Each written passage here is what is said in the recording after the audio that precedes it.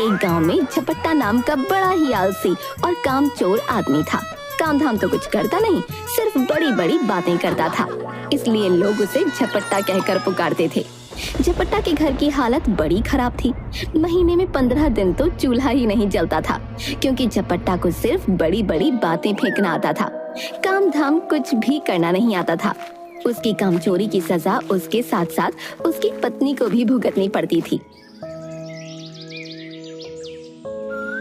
एक दिन झपट्टा की पत्नी सोनमती गुस्से में बोली, अब मैं तुम्हारी कोई बात नहीं सुनना चाहती, चाहे जो करो, लेकिन मुझे पैसा चाहिए। जब तक तुम कोई कमाई करके नहीं लाओगे, मैं तुमको घर में ना घुसने दूंगी। अरे भाग्यवान, बिगड़ती क्यों? मैं कहीं ना कहीं से कुछ इंतजाम कर लूंगा। तुम थोड़ी शांति रखो। तुम तो जानती हो, कभी तुम्हारे इस पति को झपट्टा महाबली कहकर पुकारते थे सब। बस बहुत हो गया तुम्हारा। तुम चुपचाप नौकरी की खोज में जाओ, नहीं तो मैं तुम्हें घर में ना घुसने दूंगी। झपट्टा वगैरह सब भूल जाओगे। हाँ, लगता है इस वक्त सोनमती को ज्यादा ही गुस्सा है। मेरी कोई बात सुनने को तैयार नहीं है। भलाई इसी में है कि नौकरी की खोज में निकल जाता हूँ। हाँ ठीक है, तुम नाराज मत हो नाराज है। मैं 2-3 दिनों के बाद नौकरी की खोज में चला जाऊंगा। है अभी जो है, अभी कुछ वक्त और आराम कर लेता हूँ थोड़ा सा, है ना? क्या कहा? 2-3 दिन? तुम्हें आज और अभी जाना होगा। बहुत हो गई तुम्हारी मनमानी, अब और नहीं। अरे अरे मेरी बात तो सुनो। अब आज कहाँ जाऊंगा बताओ? बाहर देखो ना कितनी तेज धूप हो रही है। अच्छा कल चला जाऊंगा। ठीक है मेरी सोनी मोनी, ठीक है। मैंने जो कह दिया सो कह दिया, मस्के लगाने की कोई जरूरत नहीं है।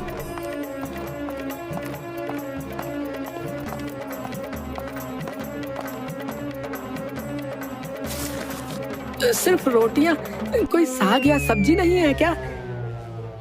है ना, तुम्हारे माँ बाप ने तुम्हारे नाम सब्जियों के बगीचे कर रखे हैं। अभी जाती हूँ और वहाँ से तोड़ कर लाती हूँ सब्जियाँ। ताजी सब्जियाँ तुम्हें पका कर देती हूँ। अरे अब मेरे माँ बाप बीच में कहाँ से आ गए? मेरा खून खौल रहा है अब।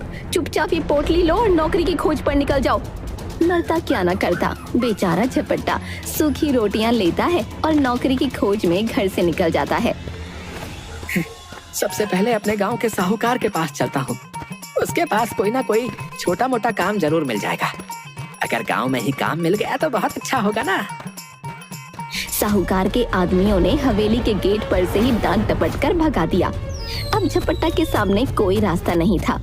फिर भी एक गांव से दूसरे गांव तक दिन भर भटकता रहा। घर लौट नहीं सकता था, क्योंकि बीवी ने सख्त हिदायत दे रखी थी कि जब तक नौकरी न मिल जाए घर में पैर न रखना। दिन भर चलते चलते झपट्टा थक कर चूर हो चुका था। भूख भी जोरों की लग गई थी। तभी उसने कुछ दूर पर एक पुराना खंडहर देखा।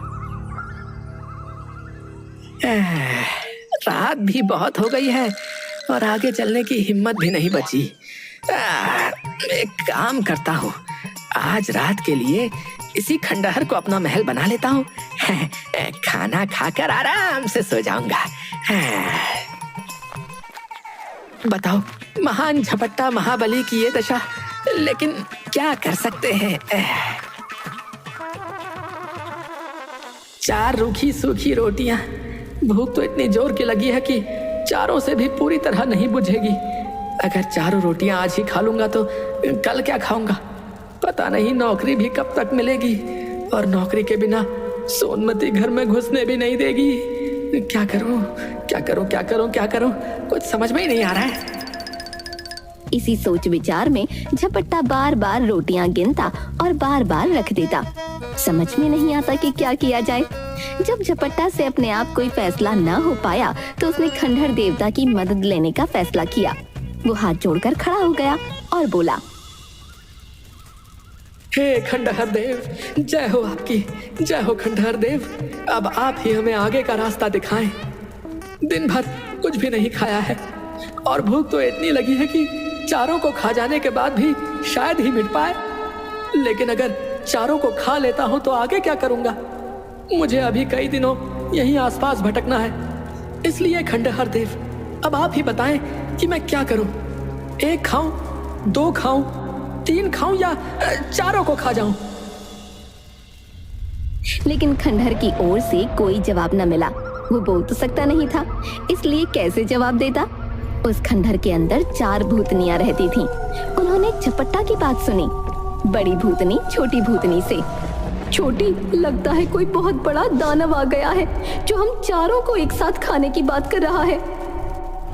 हाँ दीदी, मुझे भी ऐसा ही लगता है, बहुत बड़ा दानव होगा ये, तभी तो हम जैसी भूतनियों से भी नहीं डर रहा।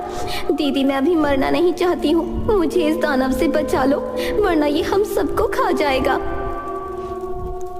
ये सब तुम लोगों की वजह से हुआ है। मैंने तुमसे कहा था इस खंडहर में अपना घर मत बनाओ, क्या पता कब कौन मुंह उठाए चला आएगा, पर तुम मेरी सुनती कहाँ हो। तुम तो रहने के लिए बड़ी जगह चाहती थी, लो मिल गई बड़ी जगह, अब आराम से इस दानव के बड़े से पेट में रहना। मछली, ये तो क्या कह रही है? रहने के लिए अलग कमरा तो तुझे भी चाहिए था। तुझे ही तो हम सबके साथ एक कमरे में रहने से सबसे ज्यादा मुश्किल होती थी, इसलिए ये सब तेरी गलती है। दोनों भूतनियां आपस में लड़ने लगीं। तभी बड़ी भूतनी बोलती है, चुप हो जाओ तुम लोग और लड़ना बंद करो। ये समय आपस में लड़ने का नहीं है। मुझे लगता है हमें इस दानव के सामने जाकर इससे विनती करनी चाहिए, क्या पता उसे हम पर दया आ जाए और वो हमारी बात मान ले। हाँ दीदी, आप सही कहती हैं। क्या सही कहती हैं? तू तो है ही दीदी की चमची। हम उसके सामने जाकर खड़े हो जाएं ताकि वे आसानी से हमें पकड़कर खा ले। मुझे लगता है हमें यहाँ से भागना चाहिए।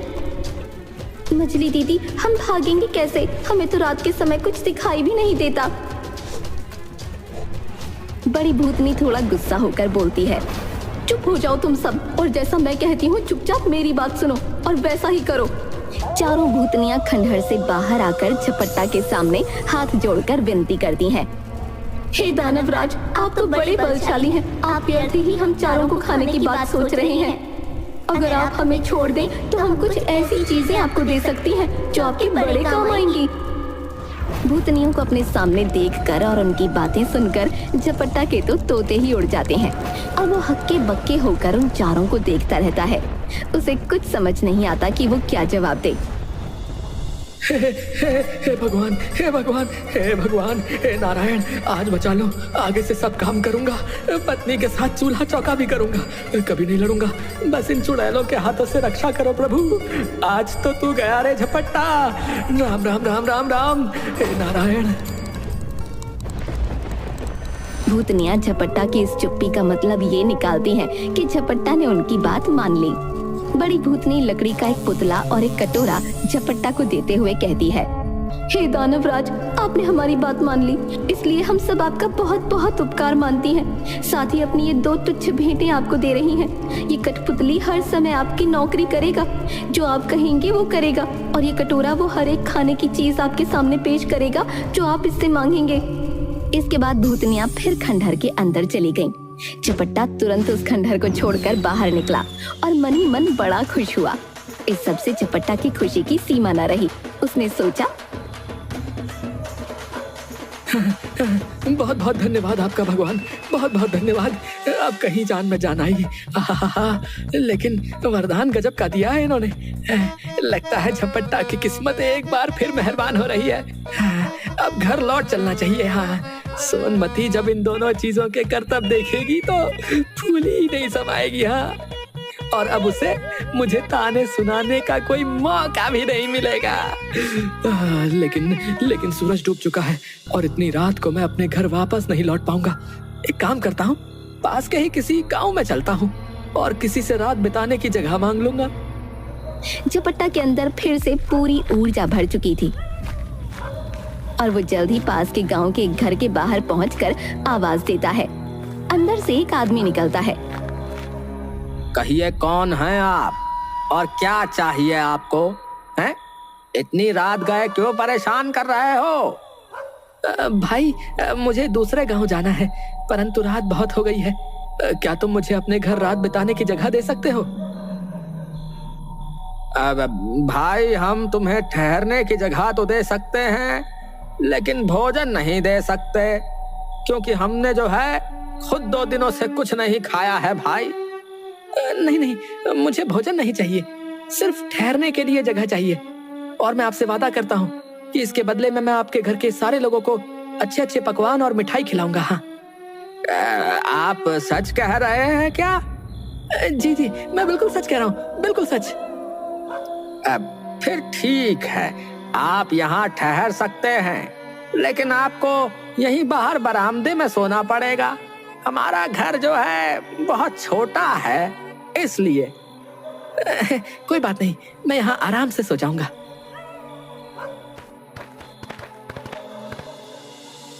जादुई कटोरे, मुझे खाने के लिए हलवा, पूरी, सब्जी, पुलाव, खीर, मिठाइयाँ, रबड़ी, रसगुल्ला, जलेबी, समोसे सब चाहिए, सब लाओ। कुछ ही समय में घर वालों के सामने सारे पकवानों का ढेर लग चुका था। उन सब की आंखें खुली की खुली रह गईं, लेकिन भूखे होने के कारण उन्होंने जल्द ही सब कुछ खाकर खत्म कर दिया। मैं ये झूठे बर्तन बाहर ले जाकर धो देती हूँ। नहीं नहीं, आपको बर्तन साफ करने की कोई जरूरत नहीं है। ये मेरा कठपुतला सारे बर्तन साफ कर देगा, आप देखते रहिए। झपट्टा के इतना कहने भर की देर थी कि कठपुतले ने जल्दी से सारे बर्तन साफ कर दिए। झपट्टा के कठपुतले और कटोरे के अजीबोगरीब जादू देखकर उस आदमी और उसकी पत्नी के मन में लालच आ गया और झपट्टा के सो जाने के बाद वो दोनों चुपके से उठे और झपट्टा के कटोरे और कठपुतले को चुराकर उनकी जगह एक नकली कठपुतला और नकली कटोरा रख दिया। झपट्टा को ये पता न चला। सवेरे उठकर झपट्टा ने हाथ मुंह धोए और दोनों नकली चीजें लेकर घर की ओर चल दिया।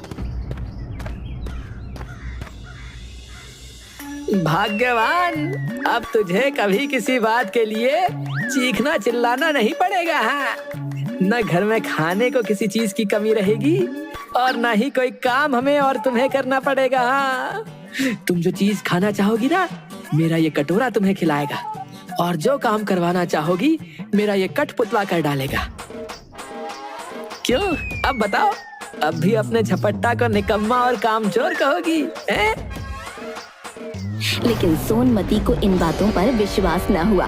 उसने कहा, तुम तो ऐसी डींगे रोज ही मारा करते हो, कुछ करके दिखाओ तो जानू। हाँ हाँ, क्यों नहीं, क्यों नहीं, अभी लो। जादुई कटोरा और कठपुतला निकाल झपट्टा ने कहा। जादुई कटोरे, हमें खाने के लिए गरम गरम समोसे, जलेबी और रबड़ी दो। हाँ, जादुई कठपुतले, तुम तब तक घर को साफ कर दो। अब देखो सब काम कैसे होते हैं। हाँ, दोनों चीजों ने कोई करतब नहीं दिखाया।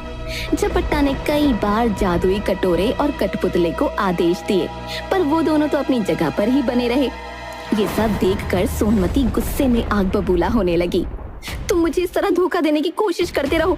जब से तुम घर से गए हो घर में चूल्हा नहीं जला। कहीं जाकर मन लगाकर काम करो तो कुछ तनख्वाह मिले और हम दोनों को 2 जून का खाना नसीब हो। इन जादुई चीजों से कुछ नहीं होने वाला। बेबस झपट्टा खिसियाए हुए फिर चल दिया। वो फिर उसी खंडहर के चबूतरे पर जाकर बैठ गया। उसे समझ में नहीं आ रहा था कि अब क्या करे, क्योंकि एक बार तो जादुई कटोरा और जादुई कठपुतली का काम उसने खुद देखा था। वो चबूतरे पर बैठकर रोने लगा। उसके रोने की आवाज सुनकर चारों भूतनियां फिर बाहर आईं और झपट्टा को पहचान गईं। हे दानव, तुम इतने विशालकाय होकर भी रो रहे हो, क्या बात है? झपट्टा ने सारी आप बीती कह सुनाई। भूतनियों को हंसी आ गई। वे बोली, हमने तो तुमको कोई भयानक दानव समझा था और इसलिए खुश करने के लिए वो चीजें दी थी, लेकिन तुम तो बड़े ही भोले भाले और सीधे आदमी निकले। अरे बहन, उस दिन आप लोगों ने मेरी मदद की, लेकिन मेरी किस्मत में सुख कहाँ है? इससे अच्छा तो मुझे खा ही जाती तुम सब। तो तुम उस दिन क्या खाने की बात कर रहे थे?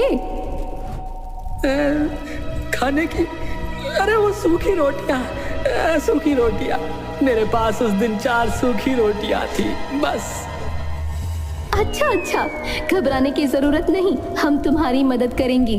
तुम्हारा कठपुतला और कटोरा उन्हीं लोगों ने चुराया है जिनके यहाँ रात को तुम रुके थे।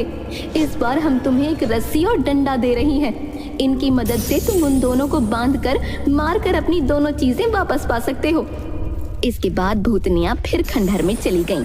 जादुई रस्सी और डंडा लेकर झपट्टा फिर उसी आदमी के यहाँ पहुंचा। भाई, मुझे रात बिताने की जगह दे दो। और इस बार मैं तुम्हें कुछ और नए करतब दिखाऊंगा। वो आदमी भी लालच का मारा था। उसने समझा कि इस बार कुछ और जादुई चीजें हाथ लगेंगी, इसलिए उसने खुशी खुशी झपट्टा को अपने यहाँ टिका लिया। आप अवश्य हमारे यहाँ रुक सकते हैं। अरे बाबा, कितना मूर्ख आदमी है, दोबारा यहाँ लुटने को चला आया है।